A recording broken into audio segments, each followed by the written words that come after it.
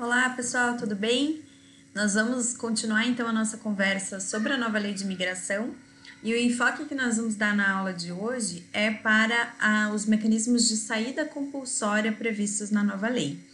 Basicamente, então, pessoal, não existe nada que obrigue um Estado a receber pessoas que não são seus nacionais dentro do território nacional.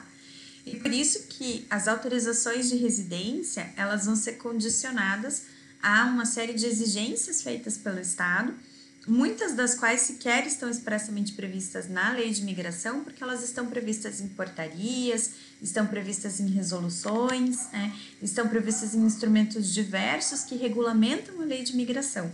Então, a lei de imigração, ela simplesmente cita a existência de mecanismos de autorização de residência e de concessão de visto, mas ela não vai trabalhar de maneira exaustiva com essas questões, deixando aí para uma regulamentação infralegal estabelecer os critérios.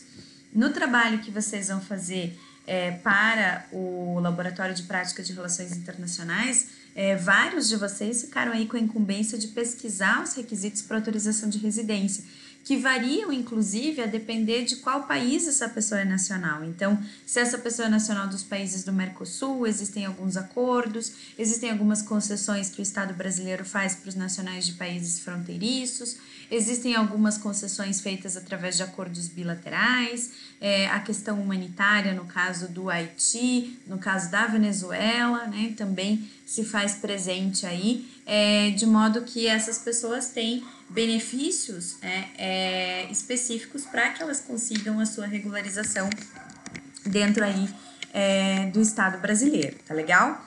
Bom, nós vamos agora falar sobre a saída compulsória. Então, é claro que, pessoal, sair do território brasileiro é sempre algo, né, que é livre, né, para um estrangeiro. Nenhum estrangeiro vai ser confinado ao Estado brasileiro, ao menos que ele esteja lá respondendo a um processo penal que limite a sua liberdade de circulação. No entanto, a regra geral é que a porta da rua, a serventia da casa, pode sair quando você quiser, né? Existem, no entanto, algumas situações em que a saída é compulsória. O que isso significa? Significa que nós estamos diante de situações onde o sujeito vai ser não convidado, ele vai ser ordenado a se retirar. E basicamente são sobre os institutos de saída compulsória que eu gostaria de falar com vocês hoje, tá? Nós vamos conversar sobre a repatriação, sobre a deportação, sobre a expulsão e sobre a extradição, que são aí as medidas de saída compulsória que a nova lei de imigração trouxe, né, que a nova lei de imigração apresenta, cada uma delas aplicável a uma situação específica, e é bem importante aí que você saiba diferenciar essas medidas. Bom, vamos começar então pela repatriação, que é a primeira das medidas de saída compulsória, né? A repatriação, pessoal, na verdade, ela é a saída compulsória daquele que sequer chegou a entrar, porque ela é uma medida administrativa que vai determinar a devolução de uma pessoa que está numa situação de impedimento de ingresso. É aquela pessoa que, por exemplo, não tem um visto, não tem uma autorização que possa permitir a ela entrar no país, e aí ela vai ser convidada a retornar para o seu país de origem. No momento em que se determina a repatriação, o ato da repatriação deve ser comunicado para a empresa transportadora, até para que a empresa transportadora tenha ciência do que aconteceu, se foi uma falha na observância dos documentos, né? E caso essa repatriação não possa acontecer de imediato, deve ser notificada a Defensoria Pública da União para que ela zele pelos direitos do repatriando, tá? Não vão ser repatriados as pessoas que se apresentam e afirmam que são refugiados ou apátridas e os menores de 18 anos desacompanhados, a menos que haja um entendimento aí de que isso seria o melhor interesse do menor, né? Que repatriá-lo seria algo que atenderia ao seu melhor interesse. Dando sequência, pessoal, a deportação. O que é a deportação? A deportação é um instituto clássico de saída compulsória, tá? É a determinação da saída compulsória do estrangeiro que ingressou de modo irregular no território nacional e que, apesar de ter entrado regularmente, ele deixou passar o prazo do visto, por exemplo, e encontra-se agora irregular. Então, a pessoa, né, que vem com visto de turista, tem autorização para permanecer no Brasil pelo prazo de 90 dias e continua além desse prazo previsto, né? ou a pessoa que não passou por nenhum controle fronteiriço. Então, a deportação é a situação que vai recair sobre o que nós chamamos de imigrantes irregulares, né? Os imigrantes irregulares, quando constatada a sua irregularidade, eles serão deportados, né? A nova lei de imigração inova no que diz respeito à deportação, porque ela veda a deportação automática que existia dentro da sistemática do Estatuto do Estrangeiro. Então, ela vai afirmar que a deportação deve ser precedida de uma notificação pessoal do deportando, da qual constem expressamente as irregularidades verificadas e um prazo de regularização que não deve ser inferior a 60 dias, podendo ser prorrogado por um igual período por um despacho fundamentado e mediante compromisso da pessoa manter atualizada as suas informações domiciliares. E que isso significa aqui, então, pessoal, que ao invés do sujeito ser levado imediatamente para ser deportado, ele vai ter um prazo para que ele possa se regularizar. Durante esse prazo, ele vai poder buscar meios aí para achar a sua regularização, para conseguir uma autorização de residência, porque atualmente, dentro da lógica da lei de imigração, foi separado, foi dissociado o visto dos pedidos de autorização de residência. Isso passou a ser duas coisas distintas dentro da lógica da nova lei de imigração. E aí é possível que ele consiga uma autorização de residência, ainda que ele não tenha vindo para cá com um visto já pensando em residir permanentemente. Antigamente, no Estatuto do Estrangeiro, era o visto que determinava se ele ia poder ficar ou se ele não ia poder ficar. E ele tinha que resolver tudo isso antes de vir para cá. Agora existe a possibilidade da sua regularização documental acontecer dentro do território brasileiro. Interessante notar que a deportação, assim como os demais procedimentos conducentes às medidas de saída compulsória, devem contar com a possibilidade do deportando apresentar a sua defesa. Deve haver uma observância dos princípios do contraditório e da ampla defesa. E se esse deportando não tiver condições de se defender, de custear um advogado para se defender, deverá acontecer uma notificação da Defensoria Pública da União para que ela possa ajudá-lo nesse processo de defesa. Não vai ter nenhum tipo de deportação se a medida configurar uma extradição não admitida pela lei. O que é isso, pessoal? Nós vamos ver na sequência, ainda nessa conversa que estamos travando hoje, que existem situações em que o Brasil não extradita um indivíduo. Por exemplo, se ele é acusado de ter cometido crimes de ordem política. Nesse caso esse mesmo indivíduo seja alvo de um processo de deportação, ele também não poderia ser deportado, porque o que nós vamos ter seria uma mesma consequência, né? Então, seja pela via da extradição, seja pela via da deportação, ele acabaria retornando para o país onde ele sofre uma perseguição de ordem política, onde a vida dele estaria em risco, e isso não é desejado. Portanto, as causas que geram uma negação do direito de deportação também, de extradição, desculpem, também vai gerar uma negação da deportação. A expulsão, pessoal, o que é a expulsão? Bom, a expulsão teoricamente é mais grave do que a deportação, né? A expulsão é uma medida de retirada compulsória do indivíduo do território nacional que vai ser conjugada com o impedimento de reingresso do sujeito por um prazo indeterminado. Essa medida de expulsão ela vai ter início, né? Vai ser instaurada por meio de um inquérito da Polícia Federal que vai então determinar que algumas pessoas devem ser expulsas e impedidas de retornar ao país por um tempo determinado. A expulsão, pessoal, era um instituto que, na lógica do Estatuto do Estrangeiro anteriormente, era bastante arbitrário, tá? Pessoas que se manifestassem politicamente, estrangeiros que se manifestassem politicamente poderiam ser expulsos e a expulsão não era condicionada a um prazo determinado, ela era colocada, né?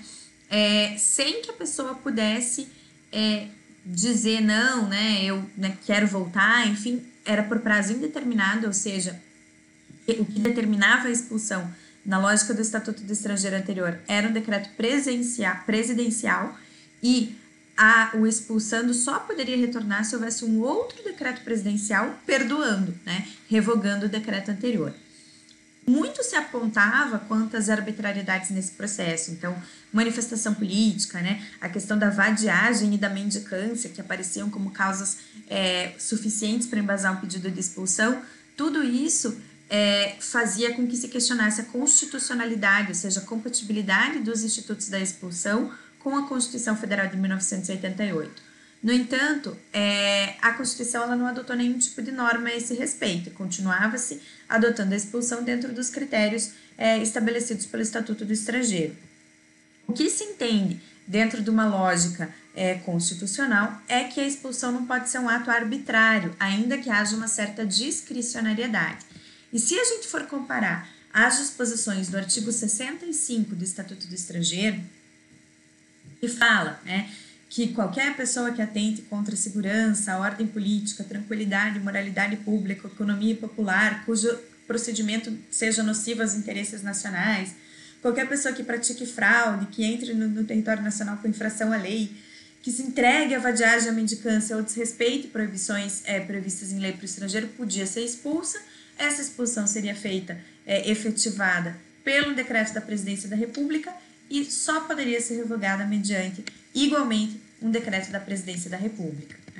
Se a gente for comparar, então, o Instituto da Expulsão do Estatuto do Estrangeiro com o da nova Lei de Imigração, a gente vai ver que esse instituto mudou completamente. Então, o artigo 54 da nova Lei de Imigração diz que a expulsão consiste numa medida administrativa de retirada compulsória do migrante ou visitante do território nacional, conjugada com impedimento de reingresso por prazo determinado. Vejam aqui, então, que a primeira mudança significativa é o fato de que o impedimento de reingresso não é mais eterno, ele é por prazo determinado. Poderá dar causa à expulsão a condenação com sentença transitada em julgado relativa à prática de. Veja aqui, mais uma questão, não é só uma suspeita por de qualquer forma ter atentado contra a tranquilidade, eu preciso de uma sentença transitada em julgado pela prática de quê? De crime de genocídio, crime contra a humanidade, crime de guerra ou crime de agressão, nos termos definidos pelo Estatuto de Roma do Tribunal Penal Internacional de 1998, promulgado no Brasil pelo Decreto 4.388, de 25 de setembro de 2002. Veja, pessoal, se antes o sujeito podia ser expulso por ter se entregado à vadiagem e à mendicância, agora ele vai ser expulso se ele cometer genocídio. Vejam a diferença de gravidade. Também é passível de expulsão, que evidentemente é muito mais comum, aquele estrangeiro que tenha sido condenado por crime comum, doloso, passivo de pena privativa de liberdade, consideradas as gravidades e as possibilidades de ressocialização no território nacional. Então, ele cometeu um crime grave, doloso, cuja pena é uma pena de prisão e, ainda assim, a expulsão não é uma medida automática. Ela vai ser objeto de um inquérito de expulsão, inquérito policial de expulsão específico, e deve ser levada em conta a possibilidade de ressocialização do apenado dentro do território nacional.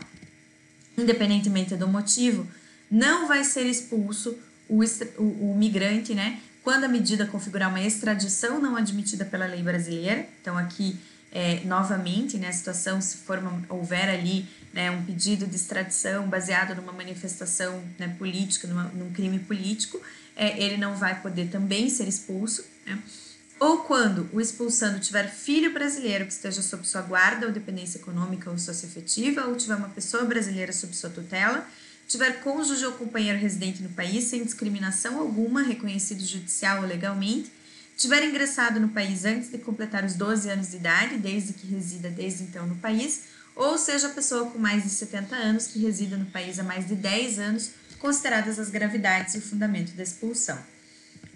Vejam, então, várias situações aí em que a pessoa não será expulsa, certo? Assegura-se a ampla defesa e o contraditório no processo de expulsão e, se ele não tiver um defensor constituído, a Defensoria Pública da União deve ser notificada para agir. Um relatório final com a recomendação pela efetivação da expulsão ou pelo reconhecimento de causa ou impedimento da medida de retirada compulsória deve ser encaminhado para apreciação e deliberação do Ministro do Estado da Justiça e da Segurança Pública, que é, então, quem vai tomar a decisão acerca da determinação da expulsão. Bom, vimos aí os 3 principais institutos de saída compulsória: repatriação, deportação e expulsão. Nenhuma dessas medidas vão ser aplicadas se houver razões para se acreditar que a vida do indivíduo vai estar em risco, ou a sua integridade pessoal vai estar em risco, ou a sua liberdade vai estar em risco, caso esse ato seja efetivado. e também não será concedida essas medidas nem de repatriação, nem de deportação, nem de expulsão, se tratar de um apátrida, refugiado ou asilado político, né? Pelo menos enquanto perdurar aí a sua condição dentro do Estado brasileiro. Além disso, nenhuma das medidas de saída compulsória serão feitas de forma coletiva, ok? Pessoal, passamos então para falar sobre a extradição. A extradição, ela é uma medida que está trabalhada na lei de imigração dentro do capítulo que fala sobre saída compulsória do estrangeiro. No entanto, pessoal, na realidade, a extradição, ela é muito mais uma medida de cooperação jurídica internacional. Porque no que consiste a extradição? A extradição, basicamente, tá? Ela é o ato pelo qual um Estado vai entregar para outro Estado um indivíduo que tenha sido acusado de ter cometido um crime nesse segundo Estado, né? Ou que tenha sido condenado já nesse segundo Estado e que fugiu, né? Então, o objetivo aqui da extradição é prevenir a impunidade, fazer com que o sujeito responda pelo crime que ele cometeu, né? E é uma medida de cooperação porque ela exige aí que eu tenha esses dois lados, um Estado que pede a extradição e o outro Estado que concede a extradição. Nós temos sobre extradição normas constitucionais, ou seja, a extradição está prevista na nossa Constituição, quando a nossa Constituição diz que nenhum brasileiro será extraditado, salvo o naturalizado, em caso de crime comum praticado antes da naturalização, ou de comprovado envolvimento em tráfico ilícito de entorpecentes e drogas afins na forma da lei. Nós falamos um pouquinho sobre isso quando nós falamos da diferença entre os brasileiros natos e os naturalizados, tá? O brasileiro nato não vai ser extraditado em nenhuma hipótese. Pode ser que ele perca a nacionalidade brasileira, seja um estrangeiro, e aí sim ele vai poder ser extraditado. No entanto, se ele continuar como brasileiro nato, ele nunca vai ser extraditado. E o brasileiro naturalizado apenas em hipóteses excepcionais, quando a gente tem aí um crime comum praticado antes da naturalização ou o envolvimento com tráfico de drogas, também seria uma hipótese aí em que a gente justificaria. Não será concedida extradição de ninguém se a acusação for de crime político ou de opinião, ok? Seja nacional, seja estrangeiro. Qual é o fundamento, tá, do pedido de extradição? A extradição, ela vai ser fundada, né, num tratado, né, de extradição existente entre os dois países envolvidos ou numa promessa de reciprocidade. E o que consiste essa promessa de reciprocidade? Entrega o meu, que quando você precisar, eu entrego o seu. Né? Então, eu já te garanto aqui que, eventualmente, numa situação em que você precise que um criminoso que está no meu território seja extraditado, você pode contar comigo que isso vai acontecer. Né? Vai depender desse pedido formal que é encaminhado via diplomática. E o Ministério das Relações Exteriores encaminhará para o Ministério da Justiça, que por sua vez encaminha para o Supremo Tribunal Federal esse pedido. O que eu preciso ter para que o pedido caminhe? Basicamente, é preciso que eu tenha um processo penal em andamento. Esse processo penal, ele pode estar ainda na fase instrutória ou ele pode estar na fase de cumprimento de pena. O que significa eu ter um processo penal em andamento? Não posso extraditar alguém se o que eu tenho... Opa, desculpa, gente. Se o que eu tenho é apenas... né, me mexi aqui sem querer, fui limpar a tela e puxei meu rosto para cima, né? Deixa eu arrumar aqui. Não vai poder ser extraditado, tá? Se o que eu tenho é apenas uma situação de inquérito policial, né? Eu preciso, então, de um processo penal, né? Que mais? Um processo penal cujo crime tenha dupla tipicidade, né? O que isso significa? É crime no estado onde o crime supostamente foi praticado e é crime também no Brasil. Não vamos extraditar ninguém por adultério, por exemplo, né? Já que adultério não é crime no Brasil. É crime em alguns países, mas não é no Brasil e por isso nós não concederíamos essa extradição. O crime tem que ser um crime comum. Em outras palavras, não se trata de um crime político. A motivação não pode ser uma motivação política. A punibilidade não pode estar extinta, então não pode ter tido prescrição. Prescrição é, né, a perda da possibilidade do Estado de processar uma pessoa em razão do transcurso do tempo. Né? Não pode estar prescrito nem no direito brasileiro, nem no direito estrangeiro. O sistema que vai receber essa pessoa tem que ser um sistema que respeita direitos humanos. Não pode ser um sistema, então, violador dos direitos humanos esse entendimento também existe, né? Bom, daí nós vamos para as etapas, né? O procedimento o processo de extradição ele tem 3 etapas basicamente, tá? Um caso onde ficou bem clara a existência dessas 3 etapas foi o caso do italiano Cesare Battisti, né? Que houve uma decisão judicial dizendo ser possível a sua extradição e posteriormente uma decisão administrativa política negando o pedido de extradição inicialmente, o que foi revisto na época do governo Temer, né? Mas então vamos lá, quais são as 3 etapas? A primeira etapa é uma etapa administrativa, o pedido vem pela via diplomática, passa para o Ministério das Relações Exteriores, que encaminha para o Ministério da Justiça, onde vai acontecer o procedimento de admissibilidade do pedido de extradição. Vai se verificar se existem ali condições mínimas para o processo prosseguir. Caso afirmativamente tenha ali condições mínimas desse processo prosseguir, inicia-se o processo extradicional que transcorre no Supremo Tribunal Federal. Nessa frase judiciária, pessoal, o sistema que é adotado pelo Brasil é o sistema da contenciosidade limitada, também chamado de sistema belga, né? No qual, basicamente, a gente não vai discutir o mérito da ação. Então, o sujeito ele não vai lá alegar que ele é inocente, pedir para que sejam abertas provas do processo, nada disso, tá? O que o sujeito vai verificar é se existem condições para que ele seja extraditado. E ele pode participar, então, do processo, vai ter contraditória e ampla defesa para tentar discutir a existência de condições para sua extradição. No caso do Cesare Battisti, por exemplo, a alegação principal do Cesare Battisti é que ele era alvo de perseguição política, que o crime que ele era acusado de ter cometido era um crime político, né? Ao final, o STF vai decidir se pode extraditar aquela pessoa ou se não pode. Se a decisão do STF for não posso extraditar, acabou. Não pode extraditar e o processo acabou ali. Se, no entanto, o STF disser que a pessoa pode ser extraditada, como foi o caso do Cesare Battisti, que era acusado de ter cometido homicídios, né, em atentados terroristas na Itália, o STF disse, olha, esses homicídios, por mais que tivessem ali algum tipo de causa política por trás, um homicídio não é um crime político e, portanto, ele pode sim ser extraditado. Essa foi a decisão do STF no caso do Cesare Battisti. Aí o processo passa, então, para uma terceira fase, que é a fase política ou administrativa, aonde o presidente da República vai dizer se de fato extradita o sujeito ou não.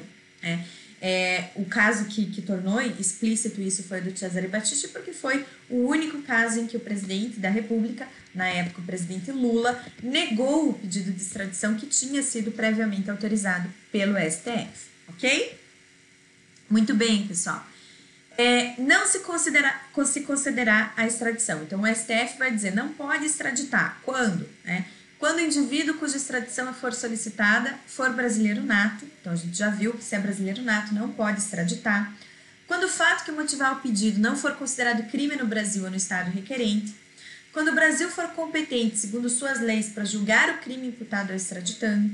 Quando a lei brasileira impuser ao crime pena de prisão inferior a 2 anos, então crime de menor gravidade, se o extraditando estiver respondendo ao processo ou já tivesse sido condenado ou absolvido no Brasil pelo mesmo fato, então um crime ali que o Brasil também é competente, ele já foi julgado aqui ou está sendo julgado aqui, não vamos poder extraditar. Se a punibilidade estiver extinta pela prescrição, se o fato constitui crime político ou de opinião, ou se ele tiver de responder no estado requerente perante um tribunal ou juízo de exceção, ou ainda se ele for beneficiário do refúgio, certo? Essas são as hipóteses, então, em que nós não extraditamos. Quando decidimos extraditar, podemos exigir aí alguns compromissos do Estado que vai receber a pessoa. E aí, esses compromissos são compromissos da esfera do direito internacional público assumido entre os Estados, né? Então, que compromissos são esses, né? Não submeter o extraditando à prisão ou processo por fato anterior ao pedido de extradição, computar o tempo de prisão cumprido no Brasil, comutar a pena perpétua de morte corporal numa pena privativa de liberdade com limite máximo de 30 anos, não entregar o extraditando a outro estado sem consentimento do Brasil, não considerar motivos políticos para agravar a pena, não submeter o extraditando a tortura ou penas e tratamentos cruéis e desumanos. né? Importante que você lembre, pessoal, que extradição não se confunde com entrega. Entrega, pessoal, é um instituto que você vai trabalhar na disciplina de direitos humanos, tá? Mas basicamente a entrega, ela é uma entrega feita pelo Estado brasileiro ao Tribunal Penal Internacional, porque o Brasil se submete à jurisdição do Tribunal Penal Internacional, porque nós fazemos parte do Estatuto de Roma. Então, quando o Tribunal Penal Internacional, se um dia, eventualmente, o Tribunal Penal Internacional solicitar que o Brasil entregue alguém acusado de ter cometido um crime internacional para o TPI, nós vamos entregar ao TPI, porque nós fazemos parte do TPI. E nesse caso, podemos entregar inclusive brasileiros natos, tá? Não é como o caso da extradição, onde a entrega se dá para um Estado estrangeiro. E por isso a gente diz, não, o brasileiro nato eu julgo aqui, eu não quero entregar, certo? Bom, pessoal, o que eu tinha para falar sobre saída compulsória era isso. Nós vamos conversar na live um pouquinho mais sobre esse conteúdo, tá? Eu espero que tenha ficado claro para você essa explicação. Se você tiver qualquer dúvida, por favor, não hesite em entrar em contato, estou à sua disposição, certo? Um abraço para vocês e até a próxima. Tchau, tchau!